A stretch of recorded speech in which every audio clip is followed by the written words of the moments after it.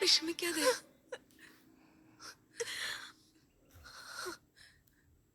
ദൈവം കരുണയുള്ളവനാണ്.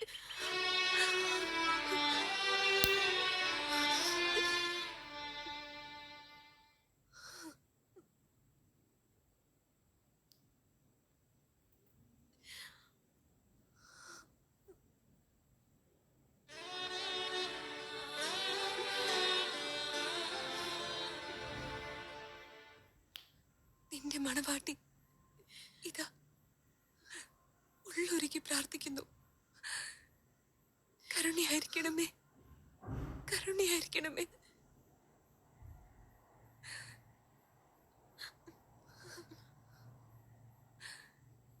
ഞാൻ നിനക്ക് വേണ്ടി നിരന്തരം പ്രാർത്ഥിക്കാം.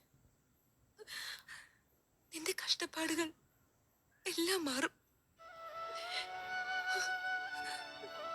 നിന്റെ മക്കൾ മൂന്നും വലിയ നിലയിലെത്തും. നീ ഇവരുമായി എന്നെ കാണാൻ വരും. പക്ഷേ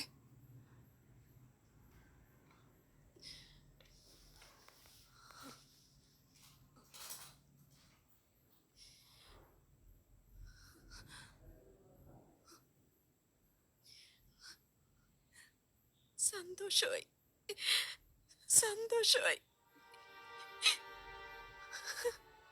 നീ എന്നെ വെറുക്കാതെ എനിക്ക് വേണ്ടി പ്രാർത്ഥിക്കാന്ന് പറഞ്ഞല്ലോ. ഞാൻ നിനക്ക് വേണ്ടി പ്രാർത്ഥിക്കാതിരിക്കുമോ? നന്ദി, നന്ദി. ഇനി നീ കരയരുത്. നിന്നെ മരിച്ചാലും മറക്കില്ല കേട്ടോ.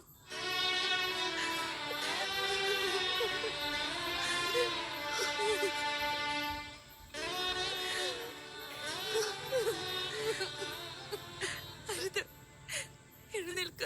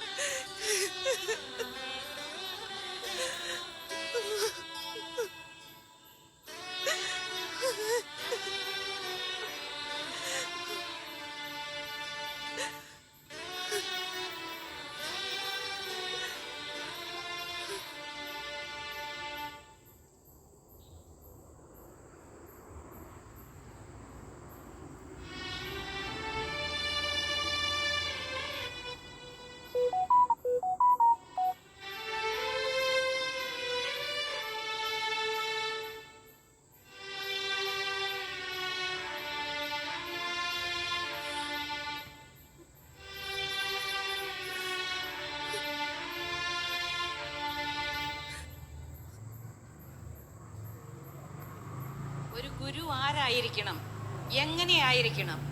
യൗപ്രാസ്യമ്മ ഗുരുത്തിയമ്മയായിരിക്കുന്ന അവസരത്തിൽ ഉണ്ടായ പ്രശ്നങ്ങൾ അമ്മ അതിജീവിച്ചതും പരിഹരിച്ചതും യേശുവിൻ്റെ ജീവിതശൈലി സ്വജീവിതത്തിൽ സ്വാംശീകരിച്ചുകൊണ്ടാണ്. സ്വന്തം ശിഷ്യന്മാരുടെ കാലുകൾ കഴുകി ചുംബിച്ച ലോകത്തിലെ ഏക ഗുരു യേശു അല്ലാതെ മറ്റാരാണ്? അമ്മ വരുന്നു. കഴിഞ്ഞ മാസത്തെ ചിലവ് ദാ ഇവിടെയാ. ഞാൻ കണ്ടിരുന്നു. കുറച്ചുകൂടി ശ്രദ്ധിച്ചാൽ നന്ന്. യൗപ്രാസ്യമേ. എന്താ സിസ്റ്റേഴ്സ്? യൗപ്രാസ്യമേ, 3 അർത്തിനികൾ മഠം വിട്ടു പോകാൻ ഒരുങ്ങി നിൽക്കുന്നു. ഓ, മഠത്തിന്റെ ആവൃത്തിക്ക് ചേരാത്തവർ അപകടം വിളിച്ചു വരുത്തും.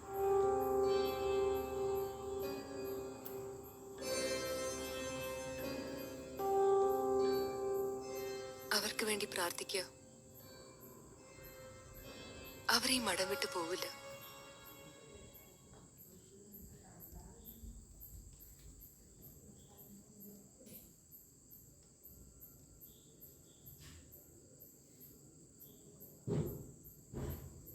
ഈശോ മിശിഹായ്ക്ക് സ്തുതിയായിരിക്കട്ടെ.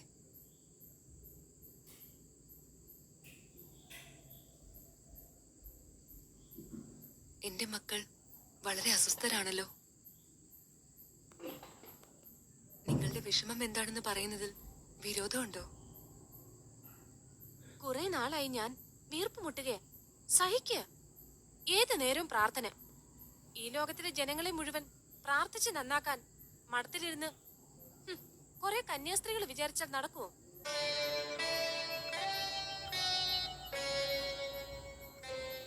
ജീവിച്ചിരിക്കുന്നവർക്ക് വേണ്ടി മാത്രമല്ല, മരിച്ചവർക്ക് വേണ്ടിയും പ്രാർത്ഥിക്കണം പോലും.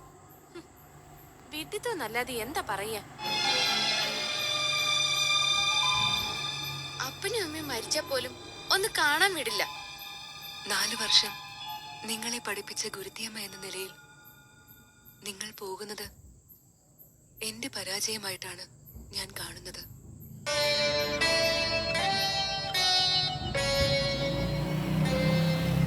നിങ്ങളിലേക്ക് ആഴത്തിൽ ഇറങ്ങിച്ചെല്ലാൻ എനിക്ക് സാധിച്ചില്ലായിരിക്കാം. ഞാൻ തിരിച്ചറിയുന്നു. എന്റെ പിഴ, എന്റെ പിഴ, എന്റെ വലിയ പിഴ.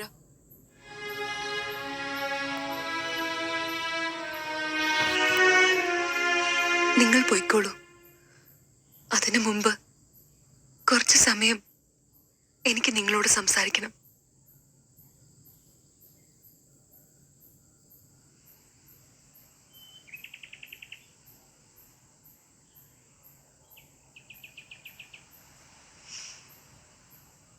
എന്ത് സൗരഭ്യമാണ് ഈ പൂവിന്! ശോഭയാർന്ന നിറവും. എവിടെയാണ് ഇതിന്റെ സുഗന്ധം ഒളിപ്പിച്ചിരിക്കുന്നത്? ആരാണിതിന് നിറവും സൗന്ദര്യവും സുഗന്ധവും കൊടുത്തത്? നോക്കൂ, മുള്ളുകളുള്ള തണ്ടിൽ ചീഞ്ഞഴുകിയ വളമുള്ള മണ്ണിൽ നിന്ന് സുഗന്ധവും നിറവും സൗന്ദര്യവുമുള്ള പൂക്കൾ സൃഷ്ടിക്കപ്പെട്ടു. എത്ര മനോഹരമായി പുൽക്കൊടിയെ പോലും അണിയിച്ചൊരുക്കിയാണ് ഈ പ്രപഞ്ചത്തെ ദൈവം സൃഷ്ടിച്ചത്.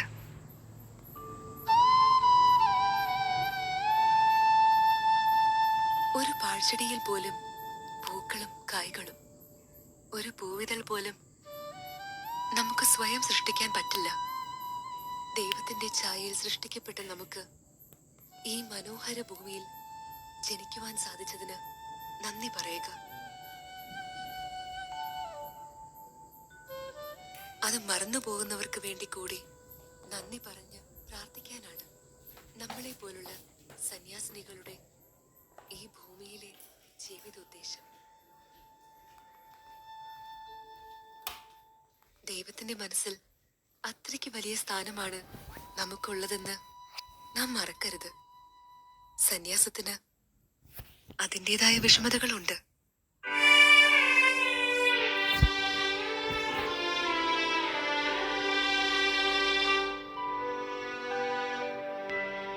എന്നും ഓർത്തുകൊള്ളുക, സന്യാസാശ്രമം ഒരു സുഖവാസ കേന്ദ്രമല്ല.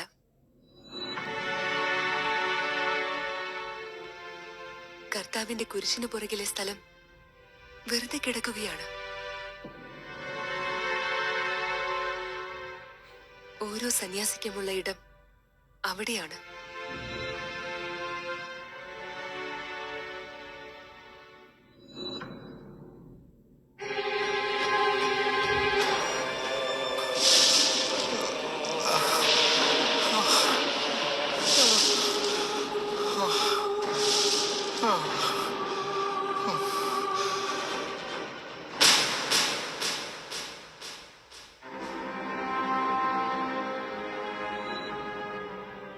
ആ കുരിശിൽ കിടന്ന് വേണം ഒരു സന്യാസി ഈ ലോകത്തെ കാണാൻ.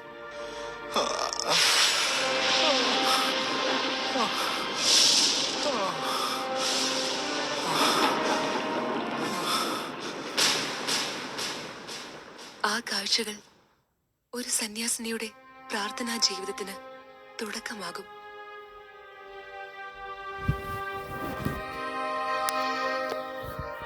കുരിശിലേറുവാൻ തയ്യാറുള്ളവർക്കേ സന്യാസത്തിൽ ഉറച്ചു നിൽക്കുവാൻ സാധിക്കൂ.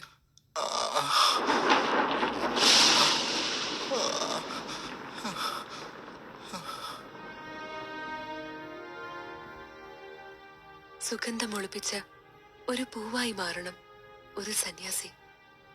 ഒളിക്കപ്പെട്ട ഒരു ജീവിതം. ആ സുഗന്ധം തിരിച്ചറിഞ്ഞ് ലൗകിക മനുഷ്യർ ഉറ്റുനോക്കും ദൈവത്തെ. അവർ ദൈവസ്നേഹം തിരിച്ചറിയും. ദൈവത്തെ അവർ ആരാധിക്കും, സ്നേഹിക്കും, സ്വർഗം സന്തോഷിക്കും. അപ്പോൾ നല്ല കള്ളനോട് ഈശോ പറഞ്ഞതുപോലെ നമ്മോടും പറയും, നീ ഇന്നു മുതൽ എന്റെ കൂടെ പറുദീസയിലായിരിക്കും. കുരിശിന് പുറകിൽ കിടന്ന് ആ സ്വരം കേൾക്കണം ഒരു സന്യാസി. നീ ഇന്നു മുതൽ എന്റെ കൂടെ പറുദീസയിലായിരിക്കും. സഹിക്കണം ഞാൻ അത് കേൾക്കാൻ.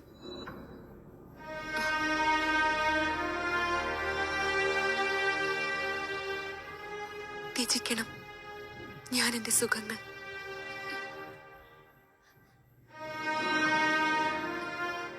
അല്ല എങ്കിൽ ദുർഗന്ധം വമിക്കുന്നവരായി മാറും ഞാനും നിങ്ങളും.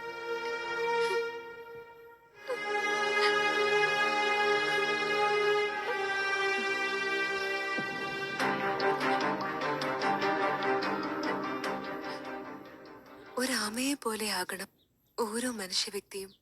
എല്ലാ ഇന്ദ്രിയങ്ങളെയും ഉള്ളിലേക്ക് വലിക്കുന്ന ഏക ജീവി. പഞ്ചേന്ദ്രിയങ്ങളെ ഒരുപോലെ നിയന്ത്രിക്കാൻ പറ്റുന്നവർക്ക് മറ്റുള്ളവരെ നിയന്ത്രിക്കാൻ സാധിക്കും. ഇന്ദ്രിയങ്ങളെ അടക്കുവാൻ കഴിഞ്ഞില്ലെങ്കിൽ നാം ചാബല്യങ്ങളിൽ പെട്ടുപോകും. അങ്ങനെയുള്ളവരെ ആർക്കും രക്ഷിക്കാൻ സാധിക്കുകയില്ല. ഇന്ദ്രിയ നിഗ്രഹം നടത്തുന്ന ഒരാൾക്ക് തമ്പുരാന്റെ കുരിശിന് പിറകിൽ സ്ഥാനമുണ്ടാകും. ആ വ്യക്തി മഹത്വീകരിക്കപ്പെടും. അല്ലാത്തവരെ വെള്ള പൂശിയ കുഴിമാടങ്ങളെ എന്നീശോ വിളിക്കും.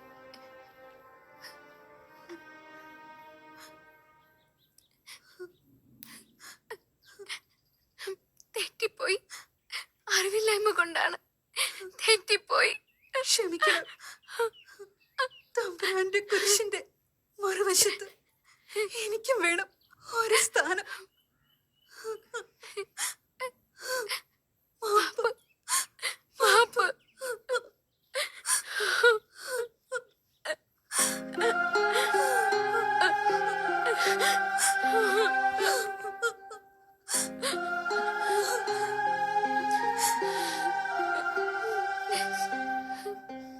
വിഷമിക്കാതെ. ഞങ്ങൾ എന്ത് പ്രായശ്ചിത്താണ് ചെയ്യേണ്ടത്? ചാപ്പലിൽ ചെന്നിരുന്ന് ക്രൂശിത രൂപത്തിൽ കണ്ണു നട്ടിരുന്ന് ധ്യാനിക്കുക. പ്രയാസങ്ങളെല്ലാം മാറും. ഉണ്ണീശോയ്ക്ക് പിറക്കാൻ നിങ്ങളുടെ ഹൃദയങ്ങളെ ഒരുക്കൂ.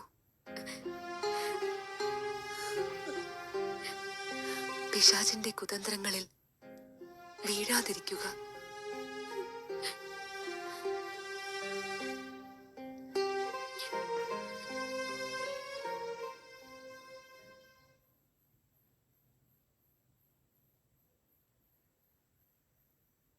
മോളെ ആൽബർട്ട്, മോൾക്ക് എന്താ തോന്നുന്നത്? എന്ത് തീരുമാനം എടുക്കാനുള്ള സ്വാതന്ത്ര്യം മോൾക്കുണ്ട്. ആരും തടയില്ല. ഞാനിപ്പോ പിശാചല്ലേ? മനസ്സിലാവുന്നുണ്ട് എനിക്ക്. ആലോചിക്കാൻ സമയം വേണം. എന്റെ കൂടെ നിൽക്കാൻ ഞാൻ ആരോടും പറഞ്ഞിട്ടില്ല, ആരും വിളിച്ചിട്ടുമില്ല.